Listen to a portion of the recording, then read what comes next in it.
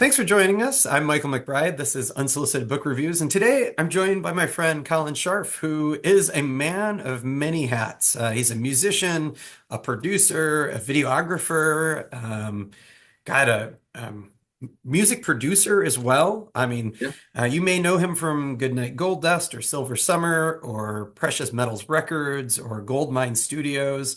And in December, he has the Holiday Classic coming up. Is that December 20th? Is that 20th 20? and 21st. We encourage you to attend one and or both of the shows. Awesome. Well, actually, Colin, if you wouldn't mind, like real quick, just tell them what they can expect.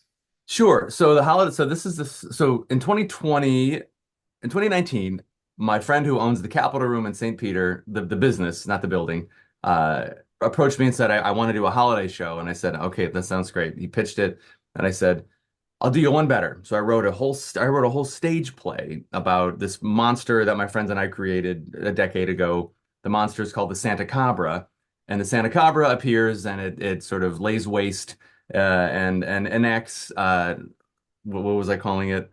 Jolly justice on those people who have forgotten the true meaning of the season, sort of being kind and being nice to one another. And then the pandemic hit. We never produced that script. 2022 rolled around, we resurrected the idea. It turned into kind of a rock and roll review of featuring my alter ego, Clifford Chestnut. 2022 first show, the first year of it was a smash hit.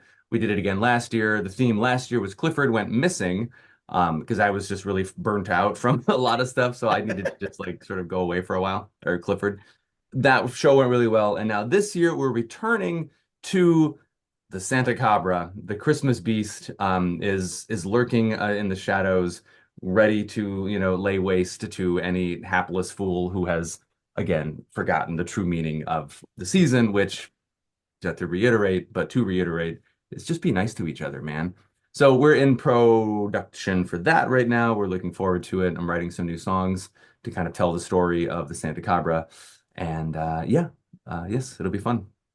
Yeah, I love, I was saying earlier before we started, like, I really do love all the things you do. You're so creative and Well, thank you. there's like a sense of humor to a lot of the things, but always, a really good spirit underlying it as well. So, Yeah, yeah, um, I'll be, yeah. I'll be sure to include all the links so people can find you and find tickets because, the 20th and 21st feel like they're just around the corner with Thanksgiving Yeah, being so late this year. don't remind me. I know. We woke up yesterday to texts from our producer Dan, and he's like, "We're a month away." And I said, "Why'd you have to do that to me this morning?" Yeah. Excuse me, sorry. But yeah. We're all excited. We're looking forward to it, and we will be ready to fight the Christmas beast. Excellent. Well, I can't wait to hear more about it. Sure. Today, you decided that you'd, when I asked you, I guess what book you Yeah, might be interested in doing, you threw out Less Than Zero. I And did. this was a book that I remember hearing about. And there was a film version. I don't think I ever saw the movie. I certainly had never read the book before, and I hadn't seen the cover. So this is the first edition, Oh which I wow. got from the library. So you got the glasses. Yeah. You got pipe. And then this was the cover that I think I had seen more recently. This was the one that I Oh, got from the creepy. library. Yeah, Um, spooky. but it came out in 1985, Yeah. and Bret Easton Ellis, I was looking it up. He had started writing it in 1980, I guess. So like Yeah. 5 years previous and gone Yeah. through different versions. I'm just kind of curious, like, how did you come across this book or how did you hear about it? So yeah, this book kind of kicked off. It didn't kick off. It was basically it furthered me on my journey of the dark and sort of weird kind of underbelly of things. I think I was if I remember correctly, I was at a bookstore. We had Borders in Buffalo, where I grew up, near where I grew up. So we drive an hour north to go to Buffalo from my little cow town. And I was in, I think Borders. I'll say Borders or Walden Books, maybe, whatever it was, one of those Sure. chains, not a Barnes and Noble. And there was a book called The Rules of Attraction. And I still have that copy somewhere. I don't know where it is, but I have it somewhere. And I just thought there was a whole ton of them because I guess there was they had made a movie of it. So here was like the sort of, you know, so I picked it up. I thought this looks kind of cool. I picked it up. And the thing that struck me about the book, if listeners or viewers, if you read it, it just sort of picks up mid-sentence. Like it's a lowercase, I think the first word is and maybe, and it's like, and then I blah blah blah blah blah.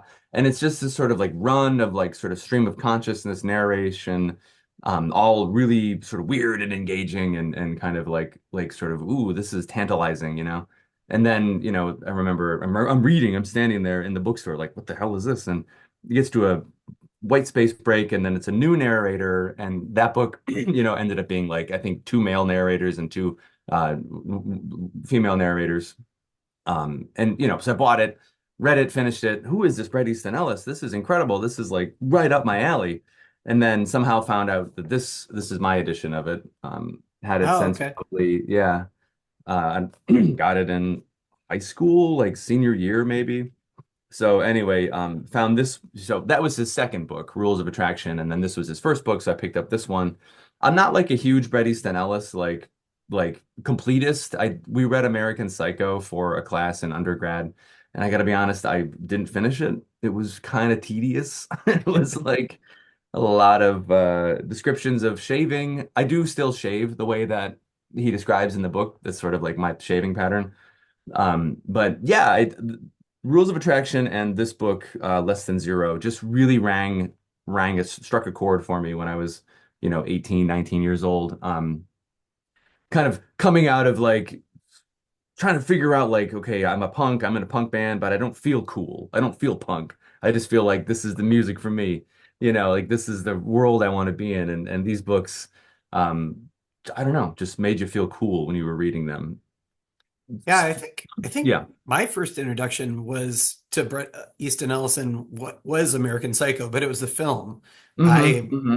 saw the movie and I remember going like, what is this? Like, is Yeah, this right. It's because weird. it's like there's murder, it's Huey Lewis, it's Yeah. funny, like there's all these musical references which I Yeah. enjoyed. Yeah, totally. There's like this really dark sense of humor to it. Yeah. And I watched the movie and I was like, huh. And I definitely thought about that a long time, but it never made me go back and read his books. I feel like I want to say he wrote a book that was maybe a collection of essays, and I think I read that. But until you suggested reading this, I'd never picked up Less Than Zero and really hadn't thought about it since I probably had seen the seen a trailer for the movie maybe or something like that. Um, so I was trying to think of how to summarize this book. Like if somebody Yeah. had no idea of what it was and you wanted to pitch it to them, like I guess, a lot of times in selling books or movies, you think about other things that are kind of similar to it. Yeah. And then a lot of times, especially since you and I both have a teaching background, I Yeah. think about like what books I would teach it with, like, all right, Sure. if I was building a class around this, what else would I throw in there? And it Yeah. made me think of at times The Basketball Diaries by Jim Okay. Carroll. Yeah, I haven't read Um, it, sadly. and Yeah. which was also turned into a movie with Leonardo Hmm. DiCaprio. Hmm. I would maybe throw in like Hemingway's like The Sun Also Rises, maybe The Sure. Great Yep. Gatsby even. Like Yeah. Yeah. Yeah. there's Yep. this kind of vibe to all those books of kind Yep. of, I mean, I think the buzzword is like disaffected youth or whatever, but Yeah. like Yep. um, being that early post high school, early 20s, trying to figure out what to do with your life, you Yeah. know? Yeah. When you have like risks that can be taken and they might not be necessarily like, life altering, you can maybe rebound from some of the actions. I'm talking specifically about the heavy drug use in the book. And I suppose in, Gatsby and the Hemingway novel, like heavy drinking. Yeah, yeah, yeah. It's this sort of raw energy. And I think, when I first read it as like a 19-year-old and or maybe 18. And again, I will the caveat or whatever of that. I was like straight edge when I was younger. So like I didn't drink, I didn't do drugs. So like reading about it was just like, oh, this is so cool. I wasn't drawn well, I shouldn't say that the book didn't make me not want to do drugs, you know what I mean? But like I think there was just something about it, yeah. And I felt the same way about Hemingway and about the Great Gatsby, which is another book that I like to revisit maybe every 5 to 10 years or so. I love the writing in Gatsby. It's beautiful. The story, the writing supports the story. Um, but yeah, you're right. It's like, who do you teach this with? How do you sell this book? It's like, it's really pretty dark and really pretty like bleak, but there's sort of something fun about it too. I don't know. It's an odd one. I definitely agree. I mean, the bleakness was, I think, one of the things that really struck me. I mean, they encounter pornography, they encounter, Like weird just pornography. Yeah. like, the sex is unemotional and Yeah. Yeah. transactional. And Yeah. like you said, there's the drug use, which is not glamorized. Like it's, No. it's not like, I mean, it's not like it Yeah. compels you like, ooh, based on this, I really would like to try cocaine. This sounds Yeah, amazing. let's go get an A-ball, man. Let's roll it up, chop it up. Yeah, I know. Like there's a part like probably three-quarters of the way through the book where Clay, the narrator, is the main character. He's like, and like, no, Clay, don't do another line. I can't take it. Just like feeling the rawness of it all. Yeah, yeah, it's a weird book, man. But again, I think it was a right time, right place thing for me to come across it. Like if I were to read this today, even reading it when I reread it for the first time since in probably 20 years, I was like, this is kind of trash, But like I still liked it. I still liked a lot of it. It's melodramatic. It's like highly unreasonable in a lot of places. Like really that happened. Um it almost just seems like what are the fucking craziest, weirdest, nastiest things I can think of that may or may not have actually happened, and I'm just going to put them all in one book. Um, I'd read a little bit of I read so I always kind of try to read reviews after I finish, a book or a movie just to kind of like read some critical stuff. And it people I remember critics were just like, this is kind of again, kind of everything we're saying, but there's something about it that's engaging and sort of, tantalizing to use that word again. So yeah. I think one of the things that worked for me that I found compelling is, the characters, especially Clay, some of the other ones to a lesser extent, but they are very wealthy. They have a Yeah. lot of disposable income. Yeah. And, when I think of like the 80s and I think of kind of the latchkey kids, from high Sure. school who are left home while both their parents were working, like this is like that, but different. They are Yeah. left at home because they're so affluent. And so they go on vacations and they leave the kids at home alone and they can kind of do whatever they want. And, Yeah. there's like this disconnect between the parents and the children. And I suspect that was a real thing. If you try to dissect what is true or not, Yeah. he has talked about like how this kind of starts from journal writing, and then Sure. some of it is definitely amplified. Like, at one point in the book, they come across a dead body, and he's like, Yeah. "That Right. didn't really happen, but like I could imagine it, like, Yeah. and this is Right. probably how Right. I would have reacted to it." Yeah. And so I think, if I were to say the thing that I see in it's kind of a time capsule piece of like, this is a reality that you might not have been exposed to. If you're middle class, if you're lower middle class, you don't have the kind of disposable income to afford cocaine and these habits Right. and have their parents completely removed, and so Yeah. it's kind of an interesting snapshot of that as And I think that well. that's what I like so much about it. It's like I kind of get fixated on eras, sometimes. Like I went on this deep dive of like the grunge era for like a couple years ago. Found a really, really, really nice like 10-part article, kind of detailing, late 80s, how did grunge happen into its explosion and then its sort of eventual downfall into whatever came after.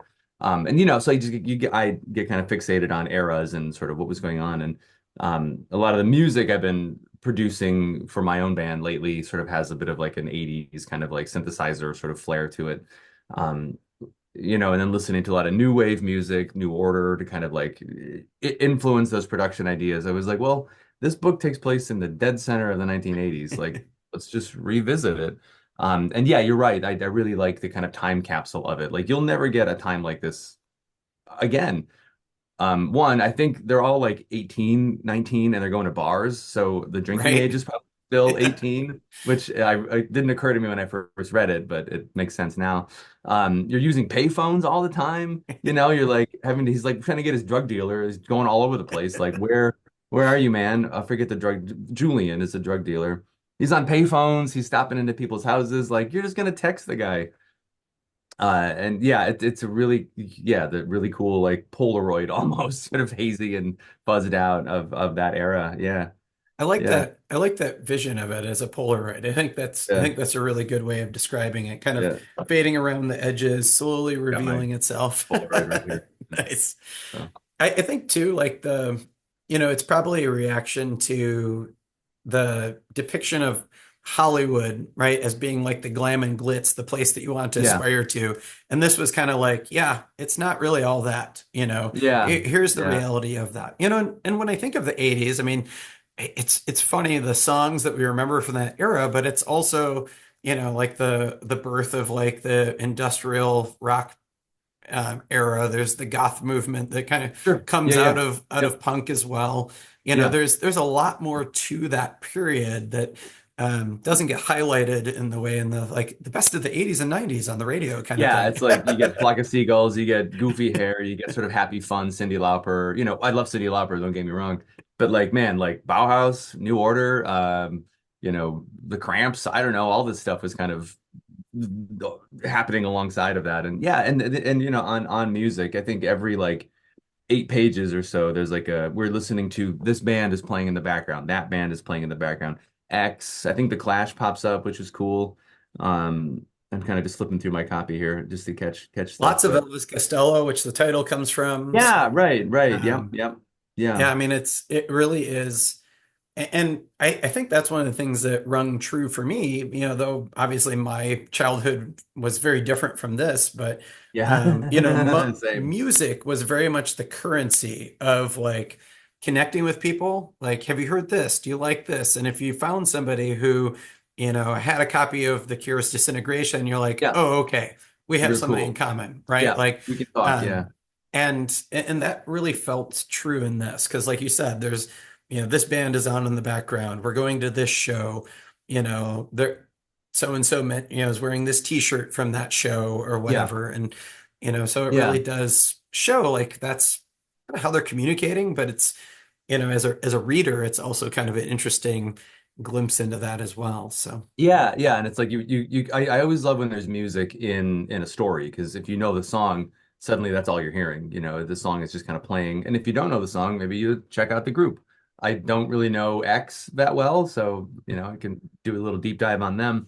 And I think, for me, like having grown up, I started playing guitar when I was 14, joined a punk band when I was 15, and kind of that summer, of my when I turned the summer that I turned 16, so I was still 15, we were on the road. We were touring all the time. We were going out to New England from where I grew up in New York. We played Boston, we played up and down. We toured out west that summer. This is summer of 2000.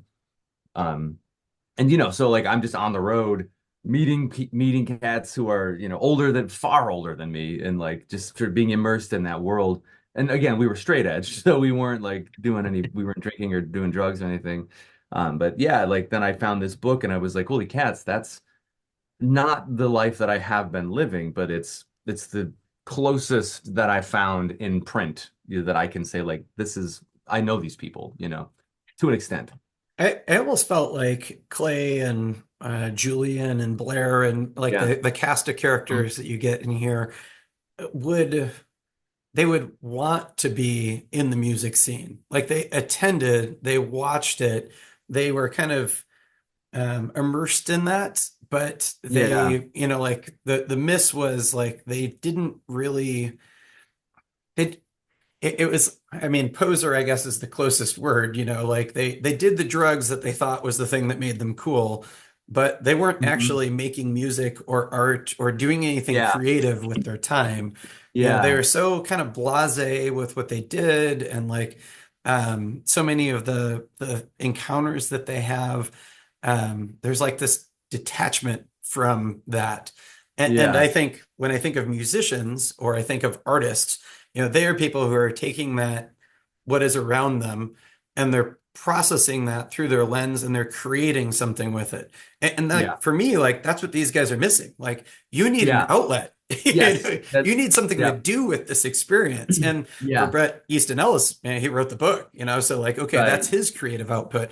But in terms of Yeah. like Clay and Julian and them, I'm like, dude, what are you guys doing with your Yeah, life? I know. Like, what are Like, you doing with your life, man? It's like, yeah, that's a really interesting observation. And I, having, written a number of failed short stories and a failed, not a failed novel, it's still in progress. But I've the main characters as musicians, as performers, it's a tough angle. And even as close as I am to it, it's been difficult for me to like, am I getting this right? I don't know, because there's just so much in that in the mind of like, I'm a musician, what makes me interesting? I don't know. I'm just like playing a guitar. How is that interesting? Um, and then to like sell that as a character, um, I don't know. It's tough, and I'm even struggling to like explain like my experience writing musicians. I think it's just easier to say, well, just doing some drugs. Let's go do something else stupid. I don't know. yeah. Yeah, I mean, yeah, yeah, I yeah. think I think part of it is gaining those experiences, is Yeah, going out and living and doing things. The problem then was like then they just didn't do anything with that, and yeah, I think for me, like you watch horror movies and you do something with that then. You're like, okay, I sure. want to make my own. Yeah, let's do it. There's Yeah, gonna be let's the let's do that Marvel. I'm thing. gonna Yeah, totally do this. yeah, I'm gonna yeah, make this movie, yeah. or here's an opportunity to, engage and do a music review, Right. and I think that's incredible. I mean, that's the Yeah. thing that I think a lot of people are missing. So in terms of like what makes you or musicians interesting, it is your perspective, but it's the idea that you were able to take those experiences and create something out of it. Yeah, And yeah. I agree. I think that's really hard to capture in a book. Yeah, So it is. Yep, yep. Like, okay, yeah, because it's like it's not sexy. The creative process is, like writing about the creative process. I don't I think it's almost like it's just sort of dorky, It's like, and I think that's one of the biggest things that I liked about this book at the age when I read it is I was just like, I remember like I said earlier, like I just wanted to be cool. I was in a band, I was already cool, but like I didn't feel cool. I felt like I still kind of do feel like sentimental, like a little too not melodramatic, but like I just don't have an edge, And this book was like, okay, these people have an edge. These people are like weird and they're so far out of like being just nice, that it was sort of like a relief. I don't know. It was like, okay, that's cool. Um, and that made them kind of like sexy and sort of alluring, because they were just disaffected and they didn't seem to care. Whereas I maybe cared too much about too many things, and that sort of dragged me down a little bit.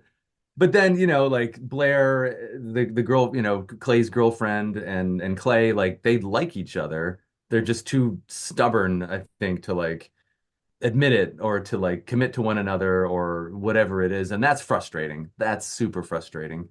It's like who has BPD? Who has borderline personality disorder here, in this book, right? Like you can sort of like diagnose them all with some sort of clinical, mental issues. I like what you said about the creative process not being sexy because Yeah, I it's not. agree. I mean Yeah. it isn't. I remember when I was teaching one of the essays there was this book on creative class design and I was like, oh wow, this would be really interesting. How do I engage people creatively and whatever? And it was the boringest book I've ever read. Like it was so dry. There was like Yeah. no creativity in the way it was written. It's like, Yeah. how do you not make that interesting? Like, how do you not come up with Yeah. a creative way to deliver this content since that is literally what the book is about? Right. And they didn't. But like, when I think of my own creativity, often if I need an idea, I go and I like mow the lawn because Sure. my Yeah. body Dude. is engaged in Yep. something and my brain can float Yep. around and whatever. But like Yipper. if I were to try to describe that in a book, like No, that sucks. That's not cool. Like you get struck by genius, when I was mowing the lawn. And like you can make that work, you just have to like accept the fact that you have to find the sort of cool thing in the mundane. Yeah, and that's kind of its own little kind of creative challenge. But yeah, like, you're doing the dishes. It's the same deal. Like, oh, I yeah, finally got that lyric I've been trying to figure out, or I just got up and walked away from the desk, pet the cat, and then, oh, that's the next part. It just pops in. Yeah, but it's not it's not magical. It's not like um some sort of like stroke of genius. It just you're mowing the lawn and then you realize like, oh, what if the character did this? Holy cats, that unlocks the next 20 pages, or whatever. for Yeah, sure. it's cool. It's cool, but that's yeah. Yeah. Yeah, I was thinking, I'm trying to, I guess I think on a book from 1985, we don't have to worry about spoilers. So I'm curious at the end, like Yeah. I'm wondering, do you think, because often in a book we want the protagonist to have learned something, do you feel like Clay has grown? Do you think that the previous 210 pages of his experiences have brought him to a point where he's going to be a different person? It's almost like and this just struck me, and I guess we can bat this around, but it's almost like he knew everything all along, and he just had to like look in the mirrors, literally and figuratively. Like I know everything about myself at this point in my age. I just have to go in and double check.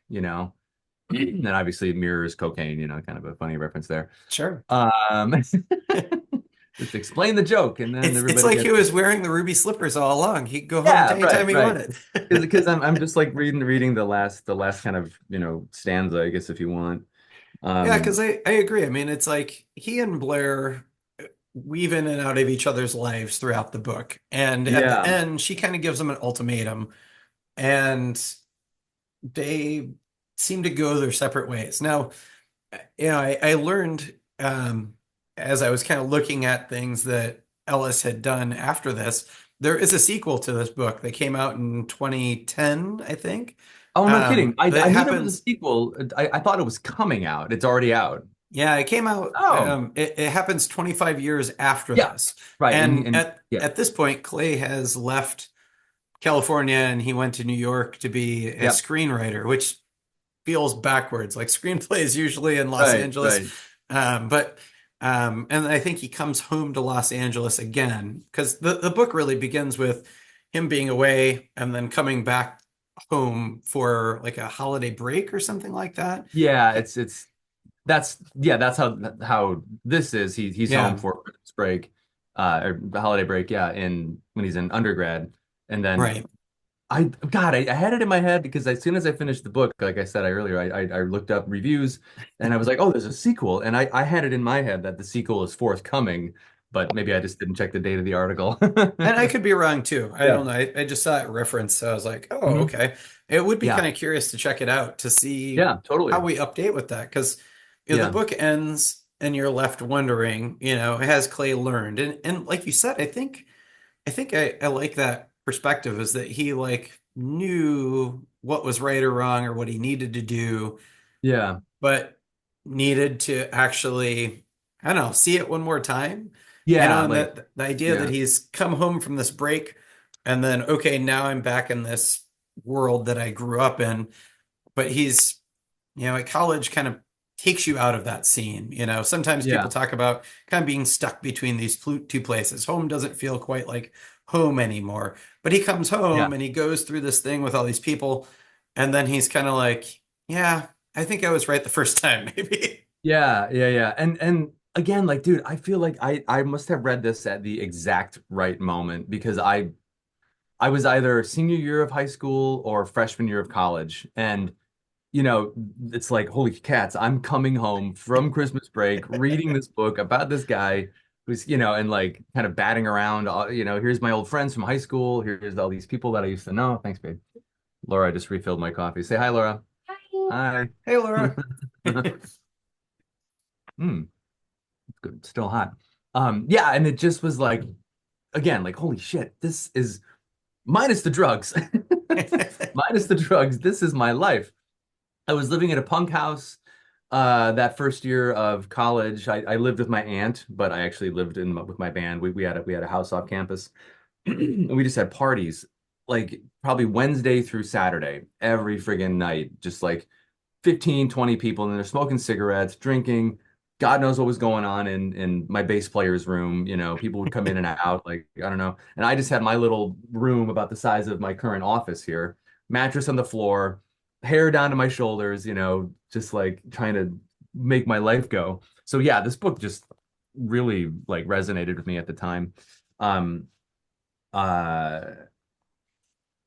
For and me yeah, that yeah, for yeah. me that book was Mhm. weirdly Catcher in the Rye, which is Sure. such Yeah. an older book for somebody growing up in the 80s to care about. But Yeah. I don't know. There was something about that book, which I think would also be interesting to kind of teach in a class with less than Yeah. zero, because you have that kid kind of coming of age and kind of figuring out like what they want to be and kind of having that disconnect with their parents and Yeah. school and struggling. You could throw like William S. Burroughs with like Naked Sure. Lunch in here, Yep. Oh or man, I um, right before I picked up this to reread it, I took another stab at Naked Lunch earlier this year. I'm I will remember what got me down this line here, but I don't remember why I picked up Naked Lunch again. But dude, and I love the Beatniks. That's kind of like what got me into writing was I read Howl and I was like, oh my God, this that whole thing. You're 15, no, I was 17 probably when I got that. So, all this feeds itself. But Naked Lunch, I still just couldn't get through it. that Yeah. was one where I saw the movie and I was like, "What is this?" And hmm then there was a hmm book. Oh, there's a book, and I was hmm like, "What is this?" What is this? Yeah, and it's got its own sort of lore and how it was written and chopping up sentences or something and repasting. Yeah, So, like it as experimental fiction is interesting, but it as a narrative is sort of like I'm on page 30 and there's 200 more pages to go of this crap. Like, oh my God. That said, Junkie and oh shit, what's Burroughs' other book? Um, damn it, it's on my shelf over there. Junkie and anyway, he has two like pretty straight narratives that are like really engaging and along the lines of this book. Yeah. I would also throw like probably Queer. Hunter S. Thompson in there. What Sure. was it? Junkie and Queer were In William Queer. S. Burroughs, like I think they were his like first two books, and they were a little more narrative driven. Yeah. But Yeah. yeah, there's like something, it's not a like and then I think of oh shit, what's his name? Not Michael Cunningham, but he wrote the Mysteries of Pittsburgh, I think. What's his name? Michael. Yeah, Chabon. It took me That's a it. second. Yeah. Yes. Yep, Chabon. Yep, he wrote, I think, The Mysteries of Pittsburgh, which is a similar approach. Kid comes home from college. His dad's like a mafioso or something. But like, whereas like Clay is just sort of like disaffected and like weird and kind of like a Lou Reed kind of figure. The narrator of that book is just like he's just like cry every other page he's crying. He's just breaking down and having all of this like dramatic melodrama, sort of expressing it, whereas this guy is repressing it. And I think for me at that time, again, reading the book, I was more in line with Michael Chabon's character. So I was like, just be cool, man. Just like, so that resonated for me too. And I'm really realizing now just how like close I was sort of emotionally at the time with this. I'm sort of like psychoanalyzing myself now via this book. It's sort of interesting. Yeah. Yeah. Yeah. Well, is there anything else that you want to say about Less Than Zero to kind of close up that part of it? Or I don't know. I mean, I think I do think that it feeds into the rules of attraction, which is I think his second book, um, which is a maybe a better book, but a little more like bouncy in a way, a little less sort of like, oh God. But yeah, I might also throw out like, Dennis Johnson as sort of Oh, someone to kind sure. of read alongside this. Jesus' Son is kind of right in line with this kind of book, Yeah, that's a good call. like, oh yeah, yeah, yeah, yeah. Johnson's, I wouldn't say he's a better writer. He just kind of looks at things a little differently, and there's some hope in Dennis Johnson's writing, whereas this is pretty bleak, I think is the word I would continue to use with it. Yeah, I think if you stick with it at the end, I get the sense that there is hope for Clay. I don't know that there's hope for the rest of his friends. I think Yeah, the rest of his crew feels kind of stuck yeah, where they yeah, are.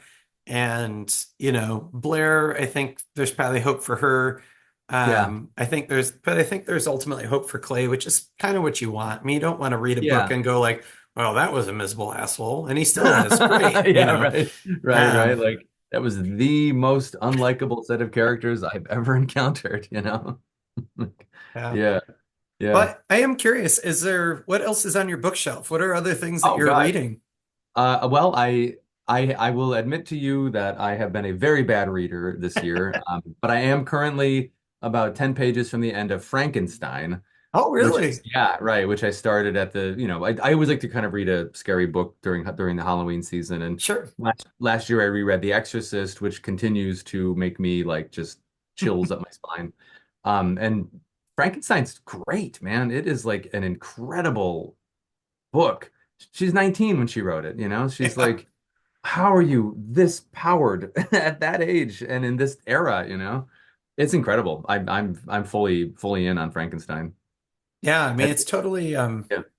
it's you read that book and like you said, I mean, you really get a sense of like, wow, Mary Shelley really was very very fully formed in terms of a Dude. writer at that Oh time, and man. it's Yeah. incredible. I mean, It's a banger. Yeah. I love I mean, one of the things that I loved about that book was then kind of looking at like her influences, and so she Yeah. talks about how and I'm gonna remember, I can't remember the name of it, but there were people who for entertainment would travel around, and the entertainment was that they would use electricity to bring things back to life. And so they Okay, would take sure. it, they would Sure. take a dead frog and they would hook it up Yeah. and it would twitch and they'd be like, "Oh my gosh, this is amazing." Oh my And so God, like you really? start seeing like the bad pun spark for all of these Yeah. things that show Yeah, up, yeah. in Frankenstein.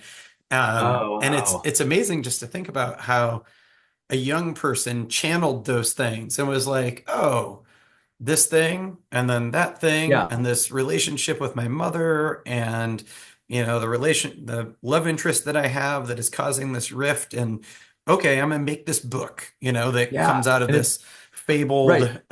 Yeah. contest, and then Yeah. obviously it grows beyond that, but Yeah, yeah, yeah. And it's like it doesn't stop either. Like it goes the length of a novel. It never loses steam. It's kind of the funny thing about it, and I have tried reading Dracula, and I'm a terrible reader. Um, Dracula, I know I'll do that one next year, but it's sort of like epistolary, I think, like it's written in like letter form. it And is, this, yeah. yeah, and th this is sort of along the same lines where it begins with like letters home from some sailor. He's writing home to his sister or something, and then it like they find some man, shipwrecked on an iceberg or some crap, and it's so hazy and like hallucinatory. And then he's like, I shall tell you my story. And so that device is a little like, kind of an era. It to be, but like, how else do you tell the story? I don't know. It is funny. That was one of the things I think that struck me was like, oh, I'm reading an epistolary novel. And then Hmm. like I think it's only like maybe 20 or 30 pages in, it's like, yeah, I'm gonna drop that. That's boring. And then there's Yeah, this right. huge Yeah, narrative. And then it yeah. kind of ends with little letters as well. Oh, does it? Sure. I'm not there But yet. oh, sorry, Yeah, no, it's spoiler. okay. I Hardly. will say, once you read that, the other one that you should read by her is called, and I had to look it up because I couldn't remember. It'd Mhm. been a long time since I read it in graduate school, but there's one of her other novels is The Last Man. Okay. And it is essentially, the story of the person who finds the secret to eternal life, but everything else has kind of died around him. Sure. And it's a much bigger book than Yeah. Frankenstein. Frankenstein's 150 pages, 170 pages, depending on Yeah. the edition. Yeah. I Yeah. think this Yeah. is like 425. Like it's a much bigger novel. It's a more Yeah. adult Mary Shelley, but it's interesting to Sure. see what she kind of evolves into. So, Yeah. so next year, if you need another Halloween novel, that's the one I would Yeah. recommend if you Yeah. want to follow that path. So, Yeah, but yeah, yeah. That's cool. Yeah, it's been a cool, and what I like about it, it almost feels like it's a translation, Like it almost feels like what was this translated from? But it's just sure. English, but it's just like a 200 plus years old version of English. There's a really nice cadence to all the sentences. They have that sort of like Shakespearean lilt to them that's really kind of fun. Yeah, Yeah. far different than our friend Bret Easton Ellis. Yeah, Very much so. So at yeah. the start, we mentioned the holiday classic, December Sure. 20th and 21st. I'll include Sure. the links so people can get there. Anything Will else do. that you got going on that you want to throw out there into the world? Nothing that's ready to be shocked into life just yet. No, my wife Laura just kind of dropped me off some coffee. She and I each have our own bands that we're producing records for. So those records should be out next year. Silver Summer is my group. Laura's band is called Given Names. We have some stuff outline. We have some stuff online now. If you're interested, I can send you the links for those. You can pop them in. But yeah, we'll both have full lengths, 10 songs for Silver Summer, Nice. probably 8 on Laura's record sometime next early late spring. I'm excited about that. And yeah, just I'm looking cooking. forward to it. I love your guys' Yeah. music. It's always Thank you. fun. I always get the EPs or the singles that you have Yeah, yeah, out, and yeah, yeah. it's Thank you for great that. Yeah. to see you kind of drop them Yeah. along the line Yeah. and what's kind of been coming out. So I'll be looking forward to that in the spring. Yeah. I will. Yeah. I'll send you the links that we have right now for the show though. Yeah. What Awesome. about you? You reading anything cool? Um, Yeah, I've been kind of in a kick of reading nonfiction. So Okay. the book I'm reading on right now is called Bite, and it's all about teeth. And Okay. it's written by a Cool. guy who his background is he was a biologist who studied vampire bats, Oh, neat. and he was fascinated by their teeth and how they work. And one of the things, that is, I mean, I guess this goes to your your gothic story, but Yeah. um, the legend is that they suck blood and they don't. Really, what they do is they have super sharp teeth that cut the skin so that it doesn't tear and you don't feel it. And then Oh. they lick your blood, which I don't know if that makes it better or worse. And their tongue has all these little ridges, so it like Yeah. pulls the blood Yeah. up to their mouth. And I they're love one it. of the very few, I think they might be the only mammal that purely survives on protein. And what he talks about in there is because of that, and because bats are so small, even Yeah. vampire bats, and they Yeah. feed on larger animals, they are always concerned about not being able to take off.